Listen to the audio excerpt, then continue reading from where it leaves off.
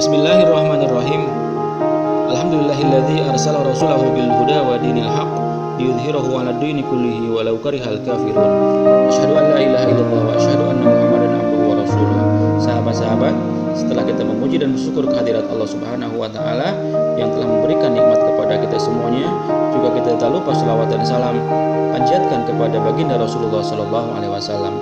Sahabat-sahabat, di video kali ini kita akan menyambung cerita sambungan dari video yang sebelumnya tentang Nabi Yusuf bagian 1. Sekarang kita menyambung cerita Nabi Yusuf di bagian kedua. Sahabat-sahabat yang dirahmati Allah Subhanahu wa taala, tentang penafsiran mimpi. Setelah berada di penjara di Mesir akibat difitnah oleh Zulaiha, Yusuf masih tetap menerima cobaan dari wanita ini. Zulaiha menyatakan bersedia menebus Yusuf dari dalam penjara apabila ia menuruti rayuannya. Tetapi Yusuf tetap bersabar dan tidak bergeming dari keputusannya semula untuk menahan diri dari melakukan tindakan buruk. Oleh karena kepribadiannya yang baik dan cerdas, Yusuf dipercaya oleh penjaga penjara sebagai pengawas para tahanan. Beberapa waktu kemudian terdapat upaya pembunuhan terhadap Fir'aun yang dilakukan oleh seorang tukang roti dan tukang pemeras anggur kerajaan. Keduanya dituduh bersalah atas percobaan pembunuhan sehingga harus ditahan dalam penjara yang juga dihuni Yusuf.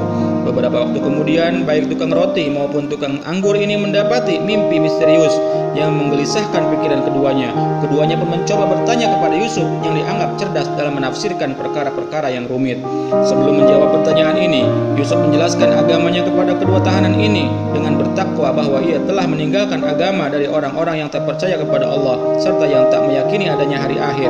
Yusuf juga menyatakan dirinya adalah pengikut agama para leluhurnya, agama Ibrahim, Ishak dan Yakub, bahwa tidaklah patut bagi dirinya mempersekutukan sesuatu pun dengan Allah, serta menyadari bahwa sebagian besar manusia tidak bersyukur.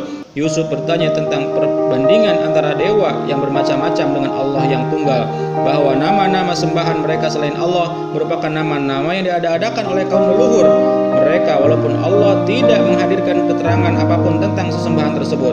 Bahwasanya hukum Allah, kewenangan Allah, serta Allah telah memerintahkan supaya tidak mengabdi kepada selain Dia, tetapi sebagai besar manusia tidak memahami hal demikian.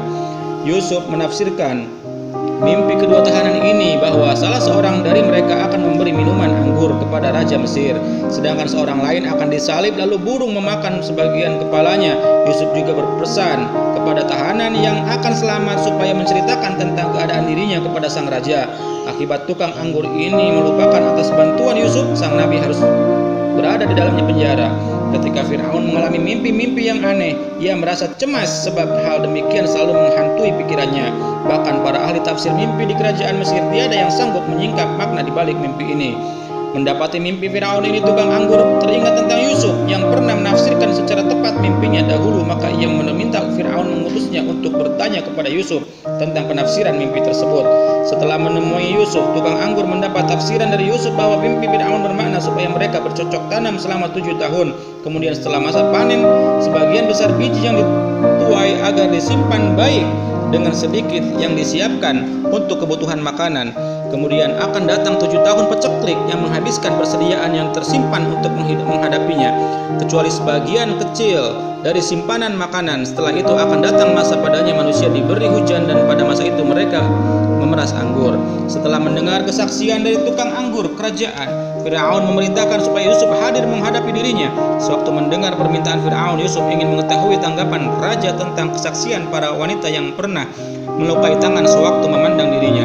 Ketika mengetahui bahwa Yusuf tidak berbuat buruk terhadap mereka, sehingga istri majikannya pun mengakui kesalahannya, sang raja Mesir menyadari bahwa Yusuf adalah orang yang terpercaya dan gentar terhadap Tuhan. Yusuf juga menyatakan bahwa ia tidak membiarkan nafsu menguasai dirinya, sebab nafsu selalu cenderung terhadap hal keji kecuali nafsu yang bersama dan berasal dari Allah Subhanahu wa taala.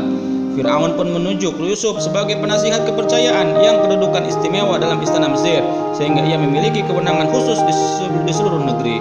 Sahabat-sahabat, karena ketakjuban Fir'aun terhadap kepribadian dan kemampuan diri Yusuf, ia pun bersedia menyerahkan segala kuasa di negeri Mesir di tangan Yusuf. Fir'aun memberikan cincin kerajaan sebagai tanda pemegang kuasa paling utama di seluruh wilayah Mesir. Hanya mahkota kerajaan yang membedakan kedudukan Fir'aun dengan Yusuf. Meski Yusuf memiliki kuasa penuh untuk mengendalikan kebijakan dan pemerintah di setiap tempat di wilayah Mesir, tetap gelar pemimpin paling utama di Mesir akan tetap dimiliki Firaun. Sebagai penguasa Mesir, Yusuf memerintahkan para petani di ladang untuk menabur banyak benih sebab ia mengetahui bahwa pada masa tersebut akan terjadi panen raya yang melimpah sehingga semakin banyak kelebihan hasil panen akan dapat digunakan untuk memenuhi kebutuhan dalam jangka waktu yang lebih lama. Sewaktu masa kelaparan berlangsung, banyak bangsa yang hanya sanggup bertahan dalam waktu singkat dengan simpanan makanan yang terbatas. Akibat hal ini, banyak kaum dari berbagai bangsa yang mengembara untuk mencari tempat yang memiliki cukup persediaan makanan demi mempertahankan keberlangsungan hidup mereka dan bangsa mereka.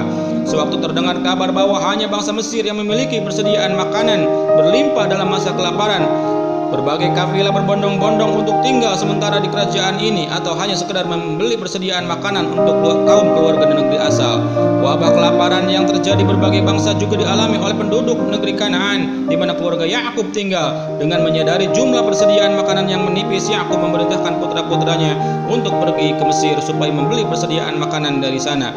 Ketika mencapai wilayah Mesir, ke-10 putra Yakub menghadap Yusuf, sang pemangku kuasa Mesir, yang juga saudara mereka. Walaupun demikian, tiada satupun saudara Yusuf yang sanggup mengenali siapa dirinya. Mereka pun menceritakan asal dan kaum keluarga yang tidak turut dalam perjalanan. Ketika mereka menyebut nama Bunyamin, Yusuf segera menyadari bahwa adiknya masih hidup dan ingin menemui adiknya secara langsung. Ia pun memerintahkan mereka mengajak Bunyamin dalam kunjungan berikutnya ke negeri Mesir, dan mereka menyanggupi permintaan ini. Yusuf juga memerintahkan uang pembelian para saudaranya dikembalikan saat hendak meninggalkan Mesir.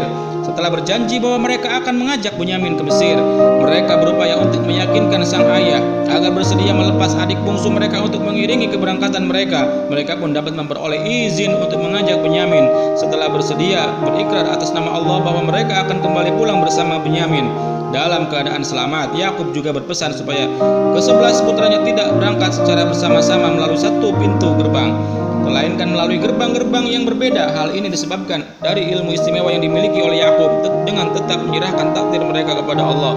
Sewaktu mendapat Bunyamin, Yusuf menangis dan mengungkap jati diri sebagai saudara kandungnya yang telah hilang bertahun-tahun. Yusuf juga hendak menguji pembelaan saudara-saudaranya yang lain apabila Bunyamin harus dijadikan budak di Mesir sebagai bukti penyesalan atas tindakan mereka yang terdahulu. Maka Yusuf menyelipkan piala dalam karung Bunyamin, dan ketika mereka meninggalkan istana Mesir, seorang pegawai istana menuduh mereka sebagai pencuri piala raja. Akan tetapi mereka membantah tuduhannya. Bahkan mereka bertaruh bahwa jika ada seorang dari mereka yang terbukti mencuri piala raja, maka orang tersebut menjadi pengganti kerugiannya. Saat piala raja ditemukan dalam karung Bunyamin, Yusuf menahannya sebagai hukuman telah mencuri piala raja. Karena mereka ingin menyelamatkan si adik bungsu, salah seorang saudara Yusuf hendak menjadi pengganti Bunyamin sebagai tawanan, tetapi Yusuf menolaknya. Sahabat-sahabat, sebagian dari saudara-saudaranya Yusuf memutuskan untuk pulang dan mengabarkan kepada ayahnya tentang nasib buruk yang menimpa Bunyamin.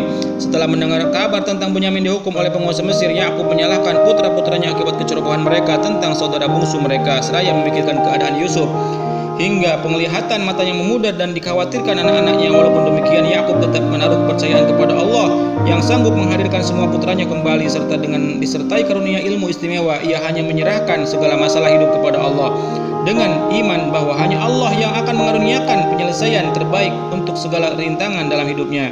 Yakub juga tetap memberi semangat kepada putra-putranya untuk tetap mencari keberadaan Yusuf dan Bunyamin, seraya melarang mereka untuk berhenti mengharap pertolongan Allah, sebab tiada manusia yang menyerah untuk selalu percaya tentang adanya anugerah Allah kecuali manusia-manusia kafir yang tidak memberikan kepercayaan terhadap kuasa Allah Subhanahu wa taala. Sahabat-sahabat, sewaktu mendengar titah penguasa Mesir bahwa Bunyamin harus dijadikan sebagai budak Mesir, Yahudah bertekad takkan meninggalkan Mesir sebab dia telah bersumpah dengan nama Allah bahwa ia akan membawa pulang Bunyamin dalam keadaan selamat. Penyanderaan Bunyamin ini membuat Yahudah murka karena dapat melanggar ikrar janjinya kepada sang ayah serta ia akan menanggung hukuman kekal. Terlebih lagi Yahudah rela bersumpah mempertaruhkan hidupnya sebagai jaminan dalam ikrarnya. Yahudah pun mengajukan beberapa penentangan terhadap hukuman yang tak adil terhadap Bunyamin. Yahudah mempertanyakan sikap sang penguasa Mesir yang menyatakan bahwa ia takut terhadap Allah tetapi ia bertindak sesuka hati dengan memperbudak seorang akibat sebuah piala yang hilang. Bahkan penghukuman untuk saudara penyandra seorang pencuri bukanlah aturan berlaku bagi bangsa Mesir ataupun negara Ibrani, sebab aturan Mesir mengharuskan seorang pencuri dilucuti dari segala kepunyaannya, sementara aturan negeri Ibrani mengharuskan pencuri membayar ganti dengan sejumlah uang berlipat ganda daripada barang-barang yang dicurinya. Yahuda bahkan menuduh penguasa Mesir memiliki niat jahat terhadap Benyamin karena ia ingin menyandera Benyamin daripada saudaranya yang lain. Akan tetapi Yusuf membantah segala tuduhan dari Yahuda dan mempersilakannya meninggalkan istana Mesir karena sangat kesal mendengar ucapan ini. Yahuda mengancam akan menunaikan seisi Mesir apabila berkeras menyandera Benyamin. Yahuda juga memperingatkan bahwa dua putra Yakub, Simon dan Lawi, sanggup membantai kota sebesar Shechem tanpa mendapat luka, dan gabungan dari ke-11 putra Yakub tentu akan cukup untuk membinasakan seisi negeri Mesir.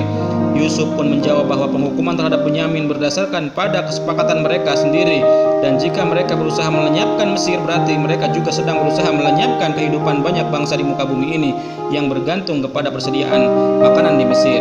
Maka Yahuda mulai meratap keras terhadap kesalahannya yang telah mengasingkan Yusuf dan menangisi keadaan Benyamin yang ditahan di Mesir akibat kecerobohannya. Yusuf mengungkapkan diri.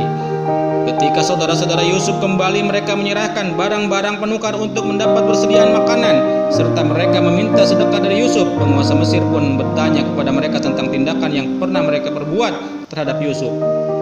Mendengar kata Yusuf, mereka mulai meyakini bahwa penguasa Mesir yang ada di hadapan mereka adalah Yusuf. Sang penguasa Mesir menegaskan ucapannya bahwa dirinya adalah saudara mereka yang telah hilang selama bertahun-tahun. Tetapi Allah menganugerahkan karunia yang besar sebagai hadiah atas ketakwaan dan kesabarannya, sehingga mereka memuji kedudukan Yusuf serta mengakui kesalahan mereka terhadapnya. Yusuf memaklumi saudara-saudaranya seraya memohon ampun supaya Allah yang Maha Pengampun berkenan mengampuni mereka. Sahabat-sahabat, dalam perjalanan pulang, Yusuf menitipkan sebuah jubah miliknya agar diserahkan kepada Yakub, ayah mereka, dengan harapan bahwa sang ayah akan percaya bahwa putranya yang telah hilang bertahun-tahun sebenarnya masih hidup dan menjadi penguasa negara Mesir. Sewaktu mereka sampai di rumah, Yakub mendapati aroma badan Yusuf berada di dekatnya, walaupun ia merasa ragu. Hal ini berasal dari jubah yang dititipkan oleh Yusuf yang merasa bahwa dari yang mereka bawa dari Mesir yang membuat penglihatan Yakub sembuh seperti semula. Sewaktu mereka menjelaskan bahwa Yusuf masih hidup dan menjabat kedudukan mulia di Mesir, Yakub menegaskan bahwa dirinya mengetahui dari Allah tentang perkara yang tidak mereka ketahui. Kemudian mereka memohon ampun terhadap dosa-dosa mereka kepada sang ayah. Yakub pun memohonkan ampun bagi mereka kepada Allah yang Maha Pengampun serta Maha Penyayang. Kedatangan seisi rumah Yakub di Mesir disambut secara baik oleh penduduk negara Mesir dan Firaun. Yakub keluarganya diberi wilayah yang subur di negeri Mesir, sebab mereka juga membawa ribuan ternak dalam perjalanan ke Mesir. Ketika Yusuf bertemu kembali dengan sang ayah, setelah waktu yang lama ia mendapati perwujudan dari mimpi bahwa saudara-saudaranya bersujud di hadapannya, dan ia bersyukur kepada Allah atas kebaikannya dan anugerahnya yang telah dia terima selama hidup. Yusuf juga memuji bahwa Allah adalah pelindung di dunia maupun di akhirat, seraya berdoa agar ia kelak diwafatkan dalam keadaan Islam dan digolongkan dalam kelompok yang saleh. Sahabat-sahabat, sebagaimana Yakub yang berperan kepada putra-putranya untuk memakamkan jasadnya di Palestina, demikian pula dilakukan Yusuf ketika maut hendak menyebutnya. Ia juga berpesan kepada seluruh kaum keluarganya agar bersabar untuk tetap mengembara di negeri Mesir hingga saat Allah memerintahkan keturunannya pulang ke negeri para leluhur mereka. Sahabat-sahabat, demikian cerita sambungan Nabi Yusuf bagian kedua yang merupakan bagian terakhir dan selesai. Semoga ada manfaatnya. Mohon maaf jika ada kekurangan, kesalahan dan hilaf dalam penyampaian cerita ini. Semoga Allah mengampuni kita semuanya. Sahabat-sahabat, jika berkenan silakan like, komen, share dan subscribe serta menekan tombol loncengnya. Semoga kita selalu dalam lindungan Allah Subhanahu wa taala. Akhirul kalam.